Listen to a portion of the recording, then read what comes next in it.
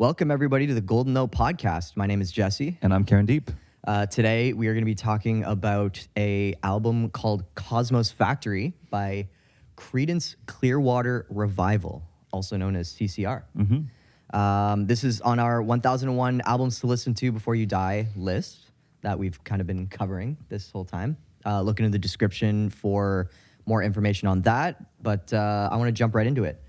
Let's talk about background really quick, do a quick history lesson. I promise to make it quick, Please Karen. teach.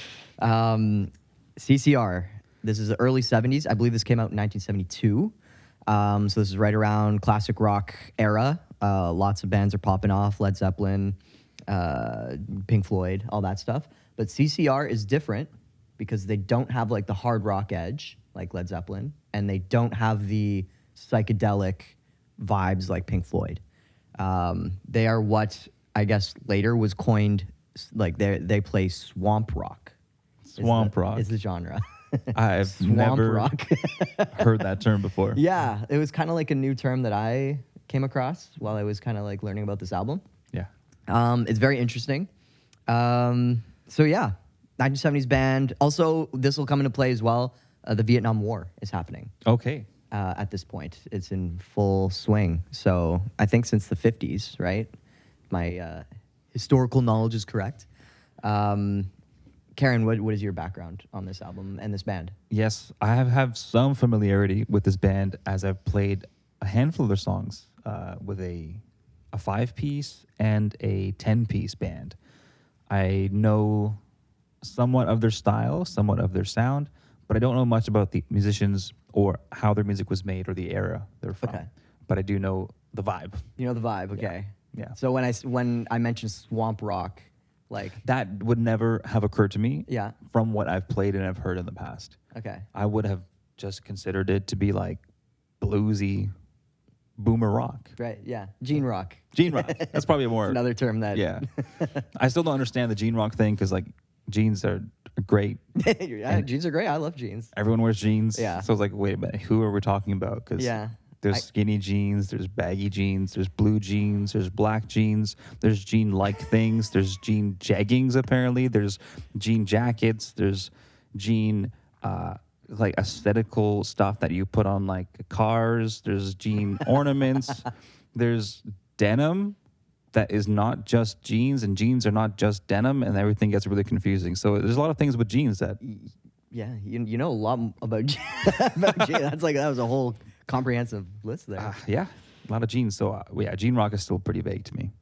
I think it's just like boomers and Gen Xers were like super into wearing jeans, like because most people like wearing jeans, but like I guess that's the stereotype is like boomers and Gen Xers really like to wear jeans, and like that's just what you do is you wear those blue jeans and listen to AC/DC, and you got your jean jacket with some I don't know, patches and stuff. Yeah, right. That's kind of. I feel like that's maybe where. I also don't know how many people say the word gene rock, like use that term. I feel like it's kind of like an inner circle. It feels like thing. Like our friend kind part of the music said community. it a lot. You'd have to be part of the music community to know what gene rock actually even means. Yeah. Yeah. Yeah. Okay, so jeans. Anyways, that was a fun aside though. I like that. Thank you. Yeah. Oh, I was going to say, because you said you don't know too much about the band members, and I wanted to make a point about this because it's like this term swamp rock, right? And like it does sound very like this comes from the South. Like, this is like Southern rock, right? Like that's a vibe you get. Yeah. The main guy, and I think all of them in the band, are from like San Francisco, Oh, California. wow. So I remember learning about that a few years ago and being like, what? Like John Fogerty, I think that's how you pronounce the name. John Fogerty is like the singer. It's like he's from Cali. Like What a strange mix. He sings like he's from like the Bayou, right? Yeah. Like that's like the whole vibe, right? It's like And he's white. Well, yeah, I mean like you can be white from the Bayou and have that accent, but like it feels like he's just putting on I don't know. It feels like knowing that kind of like ruined a little bit my experience with CCR in general. Does it feel disingenuous? Yeah, like a little bit. I don't Okay. know. Like people in San Francisco don't on the bayou like It's a different vibe in San Francisco Yeah. in general. Like my perception of it is, it's very hippie It's kinda vibes like- in the 70s especially. yes, that's for sure. Very hippie vibe. But also it's kind of like the folks who hop on the bandwagon, the same type of folks who are pish posh in Toronto are the same type of folks I would imagine San Francisco is. At least now, today, but I don't know how it would have been in the 70s, but that culture must have come from somewhere and maybe CCR is a part of it. Yeah. I think like the whole flower power hippie movement, there was like San Francisco was like a kind of like headquarters for a lot of that culture. Yeah. I think. Yeah. From what I understand. So anyways, keep that in mind as we go through this album. And in general, I hope I haven't ruined anyone's experience with CCR, but like they're all from San Francisco, but they're singing like they're rowing a boat in the swamps in Florida or in Louisiana. Well, let's talk about this album cover here. Yeah. Cosmos Factory. What are your first impressions when you would see this record album cover? It's I like it. It's kind of like a bit ridiculous and fun. But honestly, the big pole in the middle of the album I'm not like a big fan of. Yeah. But other than that, like I love how it's like their jam space, but it's also like the guys on a bike for some reason, and they're just like chilling. And there's like a red carpet, which is like eye catching. The font for Cosmos Factory is kind of fun, very of the time. So I vibe with it. What about you? I feel like I can smell it. Yeah, that's so true. What does it smell like, Karen? It smells a little bit like wood paneling, Yeah. cigarettes, maybe a little bit of old beer, Yeah. and then like stale but kind of fresh baked cookies. Oh, Like- that's an interesting addition to that. Yeah, there's just a hint of that kind of vibe going on. Like a little bit of butter, Yeah, something about butter, maybe even popcorn. yeah. I can see popcorn actually more than cookies. but, Yeah. Also, the dude on the bike, he's rocking that outfit big time. That's a Bold that's statement. a bold outfit. It's a bold outfit. It makes me wonder, like, what kind of factory are they in? He was like, I want my pants to match the carpet, but not exactly. Like, I want it to be a shade brighter. He's definitely standing out. Yeah. But he's competing with the carpet. Yeah. And the carpet does not match the drapes in this case. Yeah. So, yeah, it's very interesting. I would definitely give a second look to it in the record store. That's for sure. Yeah. Yeah, I would. There's also a mirror against the pole. Yeah, there's just like a lot going on. And the mirror is interesting because like it doesn't look like it's actually reflecting anything. It looks like an empty mirror. But then I can't be sure Yeah. because it kind of gives off the vibe that it is reflecting something. yeah. Yeah. So that mirror is very strangely placed. What's that amp? Is that a Fender Twin? What do you call that amp? Right by the guy on the bike. I think that's a deluxe. Is that a deluxe? Yeah. It looks like a deluxe. Oh, one of those 1970s Fender Deluxes. Dang. That'll go for a lot one of these days, you know. Mm-hmm. What? Okay, so do you like the album cover or no? I don't know. I think like if I It's ambiguous, just like the the cover itself. it really is. Because now that I've already I listened to the record already, so I don't know what to make of it, knowing that I've listened to the record. I don't feel like this album cover evokes any particular genre. There's a bunch of dudes. There's a lot of personality here, but it still makes me feel like I don't know the purpose of what I'm looking at. But it is interesting to look at. So I would look at this in the record store, but I still don't know what I would feel or if I would be compelled to pick it up or have any expectations of what to hear when I picked it up. I feel like, yeah, no, I totally get that. It's like, what's the statement you're making? It's just so chaotic that it's like, yeah, there's no, it doesn't bring anything together. I do get whimsical vibes from the cover, like fun and whimsy, but that's not really what you get in the music. So Yeah, not at all. Not at all. And then what about the name? Cosmos Factory. I'm still curious about that. Like, is it a music factory? Is it a factory about dreams? Is it a factory about drugs? Is it a factory about whimsical ideas? Like, Yeah. it's curious to me. I like the name, but once again, it's like, do they make that? I don't think they make any reference to Cosmo or said factory. Right. Not at all. I Yeah. thought about, we'll probably get to this in the music, but like as I was listening to it, I was waiting for references to Cosmo or the Factory, or like trying to piece together a story. Yeah. None of that came, and I was like very disappointed because then I was left hanging. Yeah. And maybe that's why I feel ambiguous when looking at the record now or the album cover, because I still don't know why Cosmo's Factory. Yeah. Yeah. I need Okay. answers. We need answers. And yeah, still, even after listening, we need answers. But let's see if we can find other answers in the music. Yeah. Okay. Did you know any of the songs? Like, did you recognize any of them as you were listening? You know, not exactly, but there was one song that sounded almost identical to another song in a very similar style. And I've tried to think about what that song name was. Okay. I think it's an There's old a few Elvis tune. covers. There's a few covers in this too. There's definitely a few covers. Yeah. So that could be part There of the is reason. an Elvis one. I know exactly what you're talking about. Okay. So we'll once we get there, I'll like bring it up again and be We'll like, get there, this is the one. Yeah. Okay. Great. Do Yeah. you want to take us on the first song? Yes. First track, Ramble Tamble. Ramble Tamble. This is such a great bluesy track. The band is tight. They got this cool switch up in like the middle of the song that it kind of drags on a little bit. But once again, I'm curious. Okay, this track is going. I'm having a good time listening to it. It's very bluesy. But what is Cosmo's Factory? And I'm wondering, like, this whole time, where is this? So this was like a central question to you, like as you were diving into the album. I love that. It really was. And you definitely know that as they were like, what should we name this album? And they're just like, Cosmos Factory. And he was like, what is that? He's like, just name it that. It sounds cool. I was like, okay. That's probably the extent of the conversation. Yeah. And then here I And am. then you're over here just like 50 years later, losing my mind because something they said at lunch, and it's like, Yeah. come on, guys. Yeah, I think in the mix wise, the cymbals felt a little bit loud, a little bit harsh overall, and that kind of stayed consistently throughout the record. But I think I got settled into or acclimatized to it. Okay. But right off the top, the cymbals just felt a little bit too much for what the music was. Now that you say that, I'm like, I kind of remember that being a thing, but it didn't really bother me. With this particular track, my feet were definitely bopping up and down, like right when it started. So that was pretty cool. And Fogerty's voice was just like, here he is. Like it's just so distinctive. Like every single time you hear it, right? Yeah. And part of me is like, wow, like awesome. And then now the other part of me is like, he's putting on some sort of accent. He's trying to be swamp rock.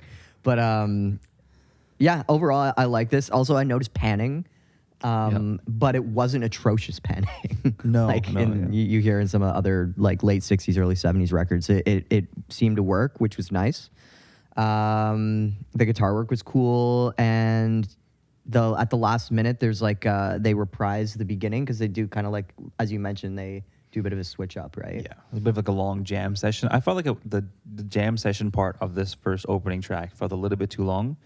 But I did enjoy it, and it kind of established that this is a band playing. Yeah. That was meant to give off a live energy and really celebrate their musicianship as a band together, rather than crafting a record or crafting a recording of a song. It's like, this is a presentation of them playing the song. Yeah. And that was very consistent throughout the record, which was very enjoyable. Yeah. And I kind of, you just reminded me of something when you said celebration. This was their like peak album in terms of like commercial success, like once they released this. So they released a few albums before this and had been touring like extensively before they recorded this. So by the time they made this album, they were like very much a unit. Yeah. I can definitely hear that. That came through. Yeah. So cool. Next track is Before You Accuse Me. This is when the blues vibes come in real strong. Yes. Yeah. Yeah, very heavy blues And almost like shocking for me because like for my familiarity with them is like I know their big hits. Like Fortunate Son is like another like really popular CCR song that I'm familiar with. But it never, and I knew that blues was always a part of their sound, but like this much blues was like, dang. Like it was like right down the center, real heavy on the blues. And I loved it. I think they did a great job. Yeah. They followed like the very strict formula of like what a blues song sounds like. So I was like, cool. Cool. Not necessarily for me, because like I like blues stuff, but it's not necessarily something that I seek out. So I was like, yeah, this is a cool track, but not necessarily gonna like come back to it or put it on my playlist or anything. What about the next one? That was a bit of a boogie woogie, in my opinion.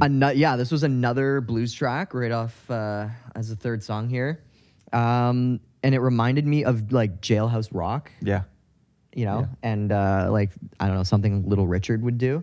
So I was like, cool. Once again, like very much wearing their blues influences on their sleeve, but again, I was like, yeah, like not for me, but good, pretty good. At this point, it felt like they were establishing what genre or world of music that they are very comfortable in, and they wanted to kind of have each moment of those subgenres or those styles really come through and have a moment to shine. Yeah. And I think their band, their musicianship really caters towards all these sounds, and they took moments in this record for every track for that to stand out, even with some other covers to celebrate kind of the whatchamacallit, the canon. Yes, like the blues canon. They felt like they kind of were celebrating that in this record, and they did a fantastic job. Yeah. But it also isn't, for everybody, right? There's a little bit of like this, a little bit of that. Not everybody likes chocolate. Some people want vanilla, but it's all still ice cream. So I like that a lot. Yeah. Yeah. And you can tell they're doing it well, right? Yeah. And then Ooby Dooby, the next one. So at this point, I was like, okay, like I get it. You guys like blues rock. But I was like, okay, I'm kind of like, cool. I'm done with it. Once again, doesn't do much for me. But I think this is a cover. Oh, From what I remember reading. Okay. Yeah. I forget who it's by, but Okay. it is a cover. yeah, I feel the same way. This is like the 4-track in, and I felt like I could have used a break from this bluesy stuff because it just felt like it was too much right off the gate, too much of the same kind of vibe or tone or energy. But I did like the guitar tone. It was a little bit of a cleaner sound, and it was enough interest for me it kind of primed my hearing for a change to come. Okay. And the next track after this definitely was a big change. Yeah. Yeah, big time. And this, so Looking Out My Back Door is the next one you're talking about. Yes. And this is one of their popular ones. I didn't recognize it off the title alone, but when it started playing, I was like, oh, okay, here we go. Here are the hits. Okay. Here are the ones I recognize. So you know the song then? Oh yeah. Yeah. Great. It's a nice and catchy track. It's still like pretty, like it's got some blues, but it's not formulaic. It's not like strictly following the blues formula. And it's got some nice country mixed in there too. And I think this is kind of like part of the genius of CCR and what attracted them to so many people is that they had such a nice mixture of country, blues, pop, and folk kind I'm of not vibe. sure about this word, but I think Americana. Americana, is a little bit of that's that exactly. That's kind of like, I feel like Americana is almost the name of that mixture, and Right. and the way that they did Americana with Fogerty's voice as well is just like, very iconic. Yeah. He's got a lot of range to his voice and able to capture different styles and emotions. Some more aggressive, some more lighter, some more storytelling, some more just noise. And I think this record with like the slidey stuff, I think there might have been some banjo in there. Did you hear banjo? And now that you mention it, I feel like there might have been a little bit of there's some banjo, but definitely the slide guitar. Like I wrote down here, I'm feeling like I got that freedom, and I felt like an American. freedom. Yeah, with the eagle in the back. Yeah. I got some of that going on, and I was like, you know what? If I'm going to be welcomed into this land of the free, this is the track that I think I'll try to go down with. Yeah. This is a track this should be like part of your citizenship test. If you're trying to become an American, you got to listen. You to this walk track. into the bureau and It's just CCR play. CCR on shuffle, just like their whole discography. Them and the Boss, them and Bruce Springsteen. Yeah, that would make a lot of sense. I mean, throwing like what, like one who's the guy? One Tupac song in there, just for like paying one? homage. One Tupac. Oh, Tupac song? Yeah, of You course. gotta throw like one of our boys in there. Yeah. Just to like switch it up a little bit, keep people on their toes. Maybe rile up That's such like a rile up the South. Yeah, it's that would be quite the whiplash in like just listening to CCR and then immediately Tupac comes on. Yeah. Or like B.I.G. I like it when you call me Big Pop. After this, and it's like, everybody in that room would be like, "What is This going is a on?" vibe shift, yeah. But I think that's also American, so I Yeah. feel like you'd have to Yeah. include a little bit of Oh that. yeah, for sure. Anyways, I can think about that all day. But yeah, so this one is definitely one of their big tracks that I noticed and was like, okay, I've heard this one a couple times before. So did you like the track overall? I did, yeah, Yeah, same. Yeah, Enjoyed it's- there's a reason why this one was a popular one for sure. Right. The next one I was new to, but I really liked, and I afterwards I was kind of doing research about the album, and this track is about the jungles in Vietnam. Okay. And immediately as soon as I read that, I was like, of course, like super obvious. But like at the time, I was like, oh, cool song about running through the jungle. Just like I have no historical context about it, but yeah, I liked it. And and the harmonica solo. Yes. You know how I feel about harmonica. You're a big I saw your harmonica face fan. as I said that. But this one was like a very unique, like distorted sound on the harmonica, and I was like, "What the hell is this? Like, how do you do this with a harmonica?" And so I still don't know the answer to that, but the sound that they got from that harmonica and the solo is just like awesome. Yeah. My best guess is that they took the harmonica and then ran it through a guitar amp in another room and recorded that. Because I know that was a very popular thing with like plate reverbs. They would run the signal into another room, into a plate, and that's how they get plate reverb and record that into the room. So maybe they could have done that with a guitar amp as well to kind of get some effects going on. Yeah. Yeah. Okay, that makes sense. The biggest thing that stood out to me with this track was just the groove was so unique and different than all the bluesy stuff that came before, that I knew that it was trying to capture something very specific. Yeah. But now that you mentioned the Vietnam War, it's like, now that makes sense. Yeah, right. But I wasn't thinking about that at the time. I was just kind of enjoying what Yeah. was happening. Yeah, same. Yeah.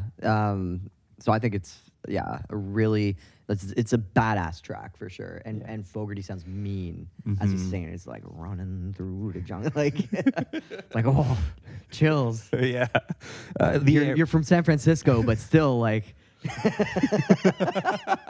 And no hate to people from San Francisco. It's just like, once again, John I think it's Fogerty. like, you mentioned San Francisco, and I think about people from San Francisco, and I think about soft hands.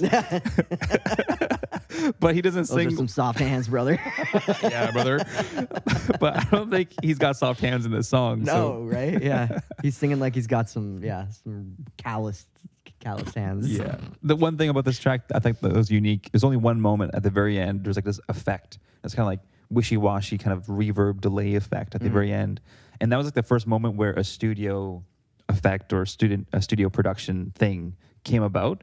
And it took me a little bit out of the band aspect of things, but it was really enjoyable to know that they also had fun and took that creative liberty to do something that you can only do on a record compared to doing that live. Okay. So that was good. Yeah. No, that whole track is definitely a highlight, I think. Yeah. And then the next one, another banger that is like very popular for them. To me, I thought it was a super boomery. Did you? Yeah. was Did like- you recognize it though? I didn't. I think it sounded familiar. Maybe. You've probably seen it in a movie because that's like Yeah. was my immediate because my immediate thought was, oh my god, this guitar lick's iconic. And then I thought of like every movie that I've heard this in. Yeah.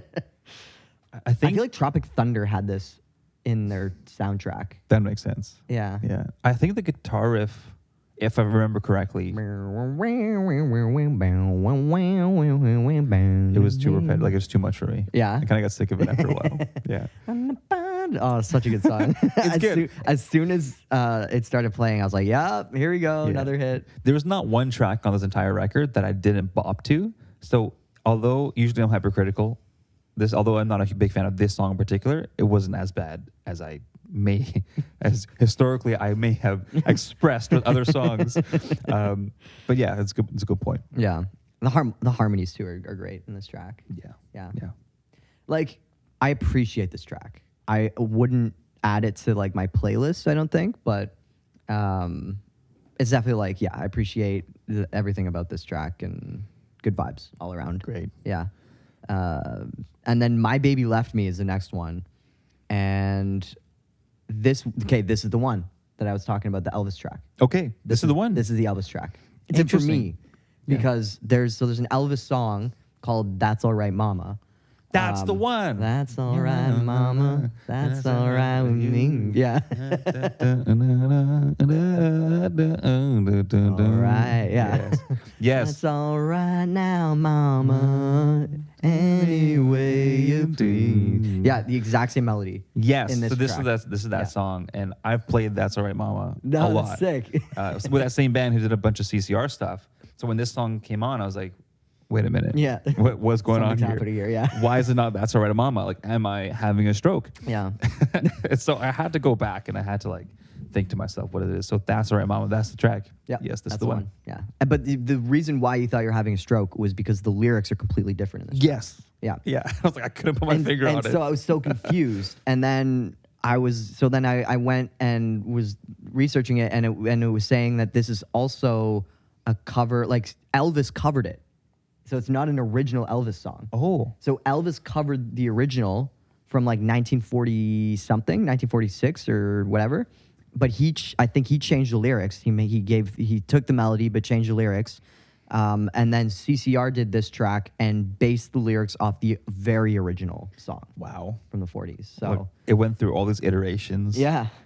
And it's just going to keep on going. I feel like that's what's interesting about not only this band, but also this genre of like blues, of this rock. Like they do that. It's kind of like the jazz stuff. Yeah. They kind of do a lot of that. But it's such a nice appreciation of the sound, of the community, and of the songs themselves that they're all willing to leave their songs up for interpretation and try it again in different ways. Yeah. And it's interesting to see it come back in a new way Yeah. from Elvis's vibe and all this kind of stuff. Yeah. So yeah, it's great. I like it a lot. Yeah. But at this point in the album, on my first listen, I was pissed. Because I was like, are they just like, because like they're doing all the blues stuff, and I get it. And like blues is like, has a certain formula, so it can sound kind of derivative.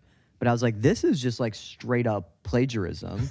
And so I was like, are they doing this? Like, I didn't realize this was a cover of like an original song from the 40s with the same lyrics.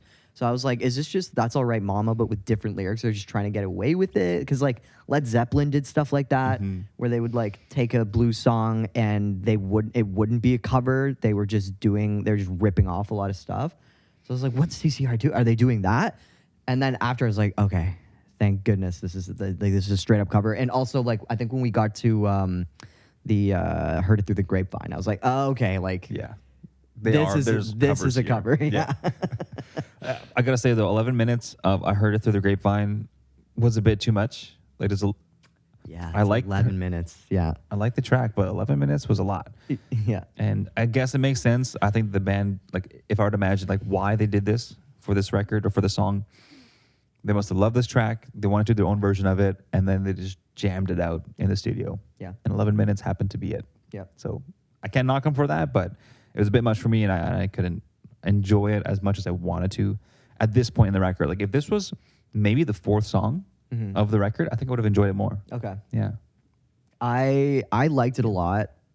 Like I'll still, yeah, no, I liked it a lot. I think just like hearing John Fogerty's voice singing this particular track, I was like, oh, that's like a cool spin on the song.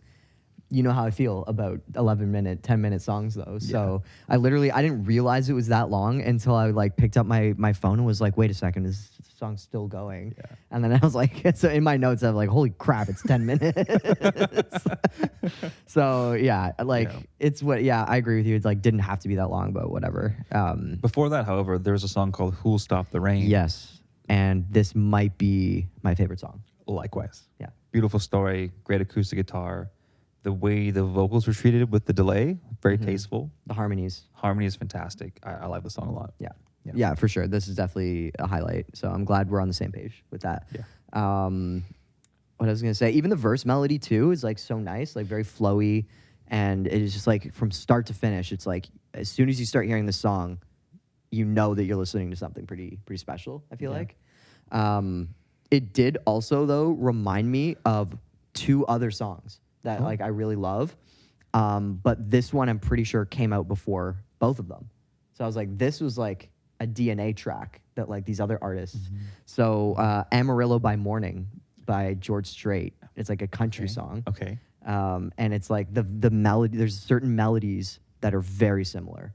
And so I, like, as I was listening to the song, I was like, this is just like other songs started flowing in my head, and I was like, what's going on here? And then also Blue Rodeo, that like a Canadian country folk indie rock band from like the 80s and 90s. Very similar vibes to one of their songs. And I was like, this is very nice. Nice. And it's really cool to like dig into these older albums and kind of see where their influences came from. So, Yeah. It was just like this whole track was just like, it felt like a treasure box where I was just like, oh my gosh, this and this and this and this is beautiful, you know? So yeah.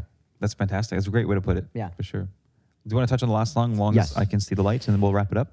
Yeah, for sure. This is another beautiful one, in my opinion. Yeah. I felt like this is really gospel inspired. I felt like I was going to church. Yeah. Yeah. That's a good way of putting that. Yeah. And just like the lyrics just about like coming home. Yeah. It felt good. It felt like a great way to end the record. Yeah. That's for sure. Yeah. Yeah. Okay. So yeah, very, very positive vibes at the end of this album, which is nice. After some of the confusion that we had regarding the cover, Cosmos Factory, the album cover, and the covers of different songs. Yes. And the fact that it's swamp rock, but they're from San Francisco. There's just like a lot of chaos and confusion, but overall, there's some undeniably good songs on this album. It feels like this record feels like such a homage to the genre, and enough experimentation or a creative expression that has kept things interesting and not fall flat.